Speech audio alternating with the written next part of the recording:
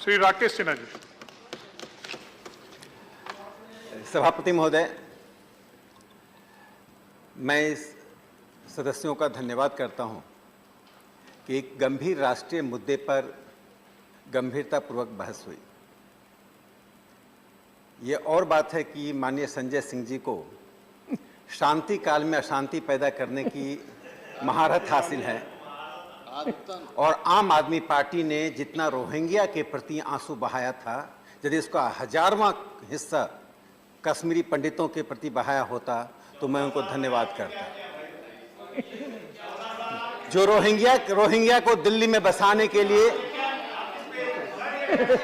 Please you continue, please Sanjay Singh ji, please you continue, please Rakesh ji, please Rakesh, please Sanjay Singh ji नहीं, please नहीं Sanjay Singh ji, please Sanjay Singh ji. जब मैं संजय आप बैठिए, माननीय मंत्री जी बोल सुनिए, माननीय मंत्री जी बोल रहे हैं, आप राकेश जी बैठिए प्लीज। माननीय मंत्री जी, ये बात कहां से आ गई थी? ऐसा नहीं चलता है ना। थैंक यू राकेश जी केवल जो राकेश जी बोल रहे हैं मेरे रिपोर्ट में जाएगा। मैं इस राष्ट्र को इस सदन के माध्यम से याद दिलाना चाहता हूं, जब भारत के ज्ञान परंपरा पर पिछले शुक्रवार को मैं बहस के लिए आया था और मैं सोचा था कि आज राजनीतिक शब्द और राजनीतिक व्यक्ति का नाम नहीं लूंगा, राजनीति में होते हुए भी गैर राजनीतिक तरीके से बहस करूंगा, तब क्या हुआ था? कश्मीर फाइल्स पर संजय सिंह जी डिस्कशन करना शुरू कर दिए थे। हमें भी राजनीति करनी आती है, यदि आप राजनीति करेंगे तो आम आदमी पार्टी को मैं ऐसा डिकोडिंग करूंगा कि आप सदन छोड़कर चले जाएंगे। आम आदमी पार्टी ने देश में राजक राजनीति की शुरुआत की है। आम आदमी पार्टी ने देश में राजक राजनीति की शुरुआत की है और Arvind Kejriwal will be known in the history for master of anarchy. और आप जिस तरह से पंजाब की राजनीति को आगे बढ़ा रहे हैं। बैठिए प्लीज संजय सिंह जी प्लीज बैठिए, आप बैठिए प्लीज, आप बैठिए राकेश जी, अच्छा आप बैठिए प्लीज राकेश जी, विषय पर मैं विषय पर आने से पहले घटना का जिक्र करना चाहता हूं। एक सांसद होने के नाते घटना का जिक्र करना चाहता हूं। सभी को ध्यान रखना चाहिए। कुछ महीने पहले दिल्ली विश्वविद्यालय शिक्षक संघ और कर्मचारी संघ के कुछ सदस्यों के साथ, जिसमें मार्क्सवादी कम्युनिस्ट पार्टी के पूर्व शिक्षक संघ के अध्यक्ष, कांग्रेस पार्टी के शिक्षक संघ के पूर्व अध्यक्ष आदित्य नारायण मिश्रा, राजीव रे सीपीएम के थे और हमारी संस्था जो डूटा पर जीती है, चुनाव जीती है, AK बागी, मैं भी उसमें शामिल था। कर्मचारी संघ के अध्यक्ष शामिल थे। मैं माननीय अरविंद केजरीवाल के दरवाजे पर मैं बोलूंगा, मैं जवाब दूंगा जो देखिए आप नेम नहीं कर सकते जो सदस्य माननीय जयराम रमेश तब कहा थे जब संजय सिंह जी, आप नाम नहीं ले सकते। तब आप कहा थे जब संजय सिंह जी पर हमला कर रहे थे। सदन में जो बात उठेगी उसका जवाब मिलेगा। आप राजनीति करें, मैं धर्म ज्ञान का प्रवचन करूं। आप पॉलिटिक्स करेंगे और मुझे कहते हैं आप गैर पॉलिटिक्स। राकेश जी आप विषय पे सदन को मैं अपनी चेयर पर एड्रेस करिए। सभापति महोदय, दिल्ली विश्वविद्यालय के सम्मानित शिक्षक नेता, एक सांसद, मैं एक सांसद हूं। You continue please. मैं राष्ट्रपति जी के द्वारा एक नॉमिनेटेड सांसद हूं। मैं शिक्षा के विषय को लेकर एक मुख्यमंत्री के दरवाजे पर 1.5 घंटे तक सड़कों पे धूप पे खड़ा रखा गया, पानी नहीं दी गई, अंदर पैसे की बात नहीं कही गई। ये अरविंद केजरीवाल की पूरी राजनीति देश में राजनीति है। आप जो सदस्य नहीं है उनका नाम नहीं ले सकते आप, प्लीज आप बार बार अब मैं अपने विषय पर आता हूँ।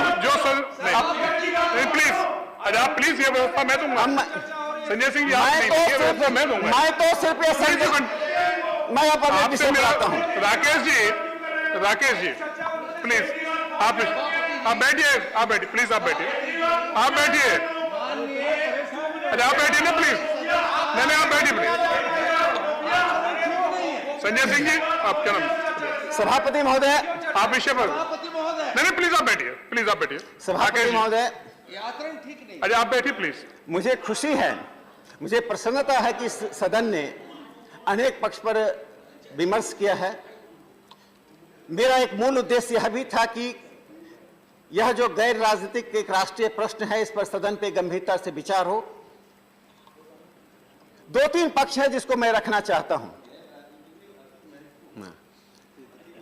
माननीय भूपेंद्र जी ने ठीक कहा कि अति महत्वपूर्ण विषय पर विचार हो, और माननीय मंत्री जी ने जिस प्रकार से तथ्यात्मक और प्रधानमंत्री नरेंद्र मोदी जी के नेतृत्व में 2014 के बाद से सामाजिक क्षेत्र में, लोक कल्याण के क्षेत्र में व्यापक और आधारभूत तरीके से परिवर्तन लाया है, जिसके कारण देश के जिन वृद्धों की चिंता माननीय जयराम रमेश जी कर रहे थे, मैं बता देता हूं कि भारत में 70 की आयु के वृद्ध जो आर्थिक रूप से सक्रिय हैं, दुनिया में सबसे बड़ी संख्या भारत में 82% लोग हैं जिनकी आयु 70 साल की है और आर्थिक रूप से सक्रिय है। एज एक्सपेक्टेंसी के बढ़ने के कारण, बीमारियों पर नियंत्रण होने के कारण, इन्फेंट मोर्टेलिटी को रोकने के कारण जो समाज में एक सकारात्मक स्थिति बनी है, और भारतीय समाज में वृद्धों की चिंता करने के लिए परंपरागत परिवार का पद्धति सक्षम है। जहां जहां परिवार की पद्धति समाप्त हुई है, जिसको हम पुनर्जागृत करना चाहते हैं कुटुंब प्रबोधन के नाम पर, वहीं वहीं यह समस्या आई है, और भारतीय समाज इसके लिए जागरूक है कि हमारी स्थिति वह नहीं हो कि अमेरिका के वृद्ध को गोवा में रखकर उनकी सेवा करवाई जाए और हमारे मजदूर अरब कंट्री में जाकर वहां से पैसा लाने के लिए मजदूरी करने जाए। हम दोनों ही स्थिति को लाना नहीं चाहते हैं। एक सभ्य और लोकतांत्रिक समाज अपने समाज को स्वयं के आधार पर, स्वयं के संसाधनों के आधार पर, स्वयं के श्रम के आधार पर, स्वयं की दृष्टि के आधार पर अपने को समृद्ध करता है। उसी समृद्धि की ओर मैं बढ़ाने के लिए मैं इस बिल में एक बहस चाहता था। 3 बिंदुओं पर मैं देश का ध्यान आकृष्ट करना चाहता हूं सदन के द्वारा। पहली बात, डेमोग्राफिक डिस्कोर्स में काफी परिवर्तन आया है। जो मैंने पिछली बार कहा था कि भारत के जनगणना आयोग ने जो जनगणना के आधार पर नए स्टैटिस्टिक्स, नए आंकड़े इकट्ठा करना शुरू किए हैं, उसमें TFR, टोटल फर्टिलिटी रेट, और marital total fertility rate, total marital fertility rate TMFR के बीच में एक बुनियादी अंतर किया है। मैंने पिछली बार अपने बहस में कही थी, लेकिन मैं इस बात को दोहराना चाहता हूं चूंकि बहुत ही महत्वपूर्ण विषय है। हमारे स्वास्थ्य मंत्री जी बैठे हुए हैं। TMFR इसलिए इंपॉर्टेंट है भारत के लिए कि दुनिया के सभी देशों में जो टोटल फर्टिलिटी रेट की जो व्यवस्था की गई थी, उसका कारण था एक महिला अपने प्रजनन आयु में कितने बच्चे को जन्म देती है। ये TFR की परिभाषा है। सभापति महोदय, आपको आश्चर्य होगा, जिन लोगों ने अध्ययन किया है उन्हें आश्चर्य नहीं होगा, लेकिन हम सबको, मैं बहुतों को इस बात का आश्चर्य होगा। कोलंबिया में 84% बच्चे परिवार व्यवस्था से बाहर जन्म लेते हैं, यानी विवाह से पूर्व मां जन्म देती है। अमेरिका में यह संख्या 40% है। OECD के 11 देशों में, चिली में, डेनमार्क में, एस्टोनिया में, फ्रांस में, नॉर्वे, नीदरलैंड में, स्लोवेनिया में, स्वीडन में यह संख्या 41% है। इंग्लैंड का मैं एक आंकड़ा देना चाहता हूं। विवाहित मां से 2020 में 3,29,000 और अविवाहित मां से 2,77,000 बच्चे पैदा हुए थे। यहां तक कि पुर्तगाल में 50% बच्चे अनमैरिड मदर से पैदा होते हैं। इसलिए TFR का जो कंसेप्ट है, वह कंसेप्ट, वह अवधारणा उनकी अपनी परंपरा के अनुसार है। मैं उस परंपरा का कोई नकारात्मक पक्ष नहीं देखता। उनकी जो भी परंपरा, उसके आधार पर TFR बनाया। हमारे यहां जो बच्चों का जन्म होता है, साधारणतया विवाह के बाद होता है। इसलिए जनगणना आयोग ने टोटल मैरिटल फर्टिलिटी रेट, एक विवाहित महिला अपने प्रजनन आयु में कितने बच्चे को जन्म देती है, वह महत्वपूर्ण है। इसलिए जनसंख्या 2.1 पर आने के बाद भी जो जनसंख्या का मैग्नीट्यूड बढ़ रहा है, जनसंख्या का मैग्नीट्यूड बढ़ रहा है, उस बढ़ते हुए मैग्नीट्यूड का यही कारण है कि हमने TMFR की ओर ध्यान नहीं दिया है। आज हमें TMFR की ओर ध्यान देना पड़ेगा। टीएफआर के कंसेप्ट से टीएमएफआर का कंसेप्ट कैसे है, कैसे जनसंख्या पर आता है। दूसरा जो महत्वपूर्ण पक्ष है, मैं सिर्फ एक जवाब देना चाहता हूं। केरल के साथियों ने कहा, मैंने अपने बिल में कहीं भी हिंदू मुस्लिम शब्द का प्रयोग नहीं किया, किसी धर्म का नाम नहीं लिया, ना ही मैंने अपने भाषण में उस धर्म का नाम लिया था। लेकिन एक समाज में विमर्श करते समय हमें किसी बात को तथ्यात्मक रूप से बोलने से डरना भी नहीं चाहिए। यदि मैंने हिंदू शब्द बोल दिया, मुस्लिम बोल दिया, क्रिश्चियन बोल दिया, पारसी बोल दिया, तो कोई असंवैधानिक नहीं हो जाता। हम जब वो डाटा इकट्ठा करते हैं, मनोज झा जी बार बार जातिगत जनगणना के लिए शोर मचाते रहते हैं, तो धार्मिक जनगणना जब धार्मिक जनगणना होती है, धार्मिक जनगणना जब होती है, तो धार्मिक जनगणना होने पर मैं एक आंकड़ा देना चाहता हूं। केरल के मित्र हमारे नहीं है, चले गए बहस करके। 1901 से लेकर 2011 तक 11 डिकेड्स में हिंदुओं की जनसंख्या 13.8% घटी है, वहां पर एक मुस्लिम की जनसंख्या 9.8% बढ़ी है। ये तथ्यात्मक बातें हैं। बढ़ी अच्छा, बढ़ना अच्छा है या खराब है, मैं इस पर नहीं जाता हूं, लेकिन उस तथ्य से आप मुंह नहीं मोड़ सकते हैं। 2001 से 11 के बीच में वेस्ट बंगाल में 13 डिकेडल ग्रोथ रेट जो जनसंख्या का है वो 13.5% है, और मुस्लिम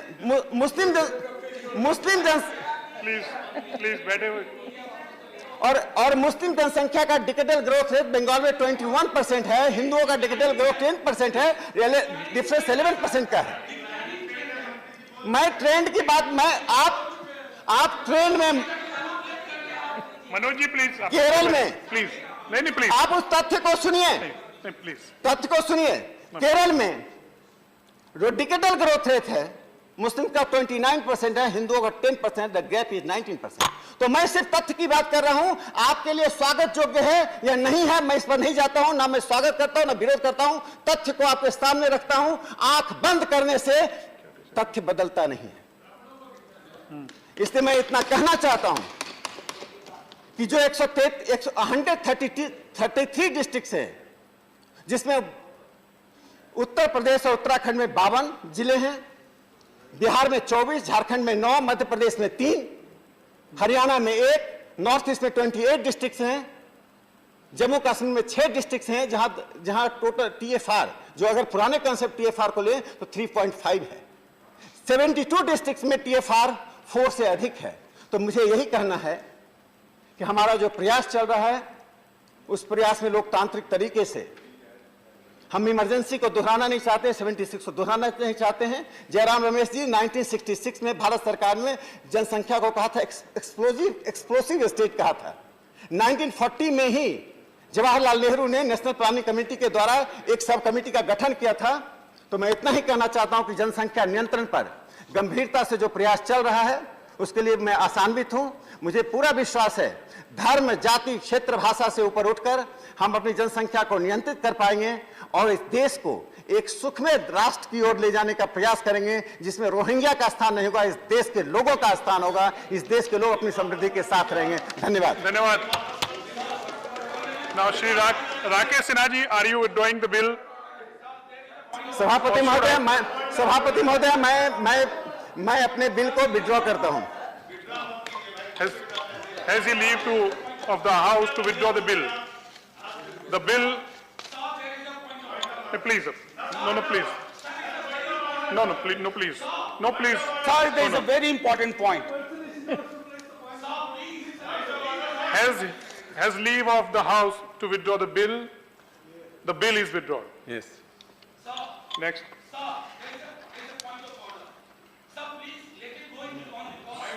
Shri Surjit Kumar to move.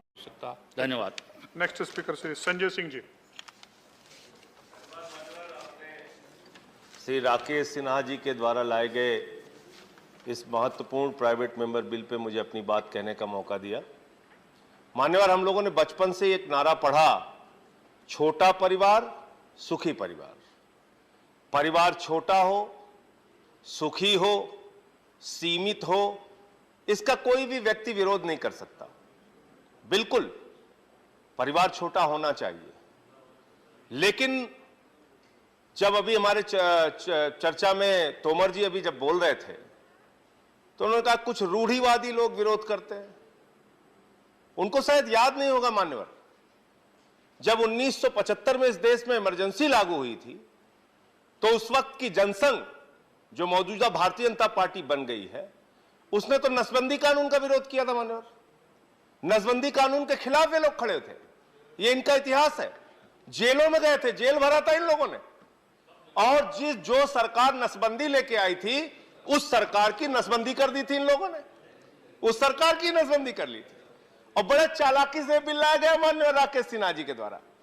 यह कानून ना तो नरेंद्र मोदी जी के ऊपर लागू होगा, ना तो योगी आदित्यनाथ जी के ऊपर लागू होगा, ना तो खट्टर साहब के ऊपर लागू होगा, ना भागवत जी के ऊपर लागू होगा। और मैं भी सौभाग्यशाली हूं राकेश सिन्हा जी, मेरे भी 2 ही बच्चे हैं, मेरे ऊपर भी आपका कानून लागू नहीं होगा। अगर गलती से पास हो गया तो ये मेरे ऊपर भी लागू नहीं होगा। लेकिन मैं ये कहना चाहता हूं मान्यवर कि अभी एक जनसंख्या नियंत्रण का विधेयक आया उत्तर प्रदेश में।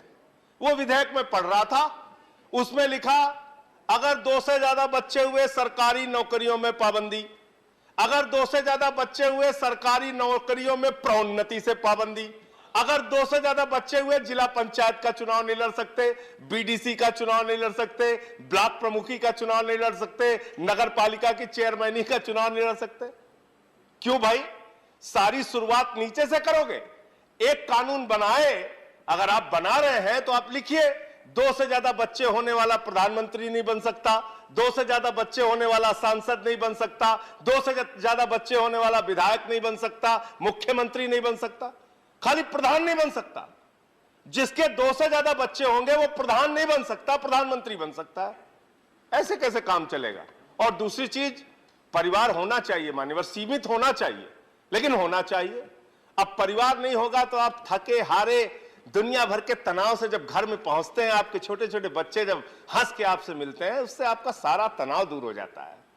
जब परिवार होता है तो आपको चिंता होती है बच्चे की फीस की, आपको चिंता होती है नौजवान होने पर उसके रोजगार की, आपको चिंता होती है बढ़ती हुई महंगाई की, आपको चिंता होती है बेरोजगारी की या शिक्षा की, स्वास्थ्य की व्यवस्था की मान्यवर। इसलिए परिवार होना बहुत जरूरी है और परिवार का महत्व हम सबको समझने की आवश्यकता है मान्यवर।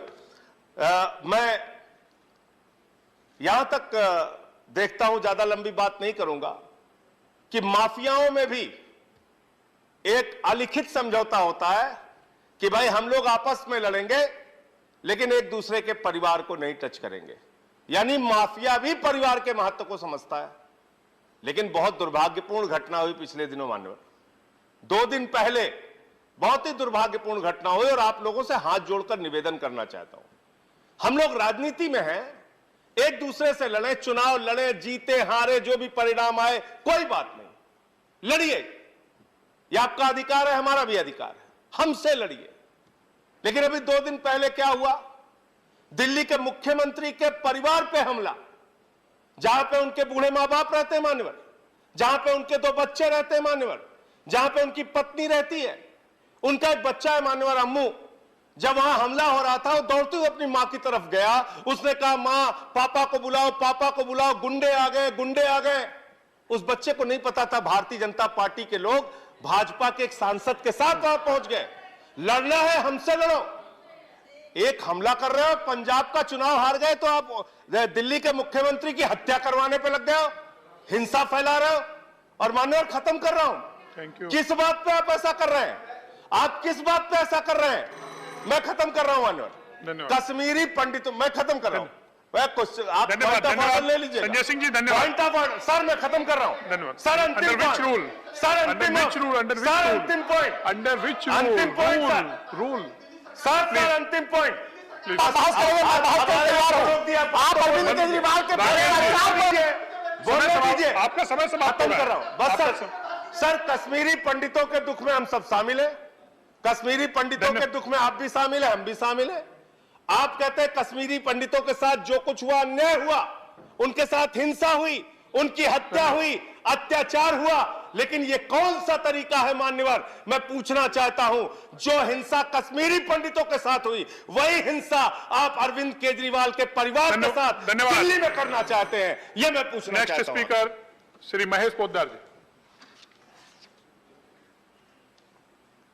महोदय, एक कहावत है, गए थे